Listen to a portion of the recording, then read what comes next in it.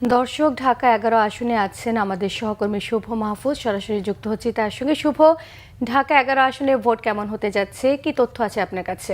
সোমা, আমি এই মুহূর্তে যে কেন্দ্রটির সামনে দাঁড়িয়ে আছি সেটা হচ্ছে মেরুলবাড্ডা সিরাজ মিয়া মেমোরিয়াল স্কুল।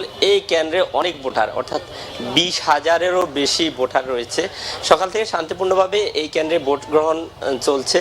আমরা এই কিছুক্ষণ আগেই প্রিজাইডিং অফিসারদের সাথে কথা বলে এসেছি। এখানে এখন পর্যন্ত প্রায় ৫০% ভোট কাস্টিং হয়েছে, অর্থাৎ আরও কিছুক্ষণ আছে।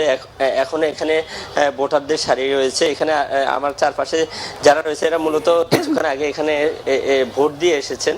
এবং এইখানে যে আশপাশে যে কেন্দ্রগুলো রয়েছে সবগুলো কেন্দ্রে আমরা সকাল থেকেই দেখেছি, ঘুরেছি।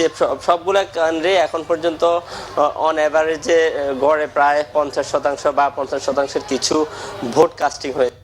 এখানে সকালে বা দুপুরে কিছুক্ষণ আগে এই কেন্দ্রটিতে এনসিপির আহ্বায়ক নাহিদ ইসলাম এসেছেন। সে এসে কেন্দ্র পরিদর্শন করে গিয়েছেন এবং গণমাধ্যমের সাথেও তিনি কথা বলছেন যে এখন পর্যন্ত কোনো অভিযোগ বা অনুযোগ নেই।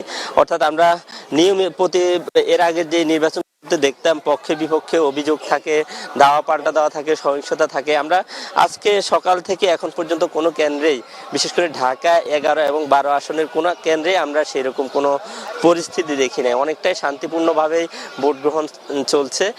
একই সাথে ভোটারদের মধ্যেও অনেক উদ্দীপনা, উৎসাহ বিরাজ করছে। যারা একেবারেই প্রবীণ ৮০-৯০ ঊর্ধ্ব বয়স্ক মানুষদেরকে আমরা এখানে ভোট দিতে দেখেছি। একই সাথে দেখেছি একেবারে তরুণ যারা নতুন ভোটার বা এমন ভোটার দেখেছি যারা ২০১৪ সালে ভোটার হয়েছে কিন্তু কখনোই ভোট দিতে পারেনি। বিগত ১৪ বা ১৮ কিংবা ২৪ সালের নির্বাচন অনেকেই ১৮ সালে ভোট দিতে এসেছেন, এসে দেখেছেন, জানতে পেরেছেন তাদের ভোট দেয়া হয়ে ভোটাধিকার প্রয়োগে যে একটা আমেজ, যে একটা উৎসাহ উদ্দীপনা, সেটা কিন্তু আমরা যারা প্রথমবারের মতো ভোট দিয়েছেন তাদের মাঝে কিন্তু আমরা দেখতে পেয়েছি। আবার ৬০ ঊর্ধ্ব যারা ছিল বা ৮০ ঊর্ধ্ব যেসব বয়স্ক মানুষ মধ্যে একটা উৎসাহ দেখতে পেয়েছে। তারা বলছে যে বিগত ১৬-১৭ বছর তারা ভোট দিতে পারেনি, এবারই ভোট দিতে পেরেছে। আর এবারের ভোটের যে আনুষঙ্গিক চিত্র বা দৃশ্য, সেই দৃশ্য দেখেই মানুষ বলছে যে আসলে এমন ভোটই তারা চেয়েছে, এমন নির্বাচনই তারা চেয়েছে যে নির্বাচনে আসলে কোনো সহিংসতা হবে না, মানুষ আহত হবে না, কোনো হতাহত হবে না। সেই রকম একটা আশানুরূপ ভোট বা ভোট গ্রহণ আমরা এই এলাকাতে, অর্থাৎ ঢাকা ১১ আসন কিংবা ঢাকা ১২ আসনের যে কেন্দ্রগুলোতে আমরা সকাল থেকে অবস্থান নিচ্ছি সেগুলোতে আমরা দেখতে পাচ্ছি।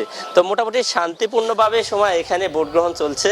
আমরা পরবর্তীতে ৪:৩০টার দিকে হয়তো ভোট গ্রহণ শেষে আনুষ্ঠানিকভাবে ভোট কাস্টিং এর যে বিষয়টি সেটি আমরা জানতে পারবো এবং আপনার মাধ্যমে দর্শকদেরকে জানাতে পারবো। সোমা, শুভ, আপনাকে অসংখ্য ধন্যবাদ।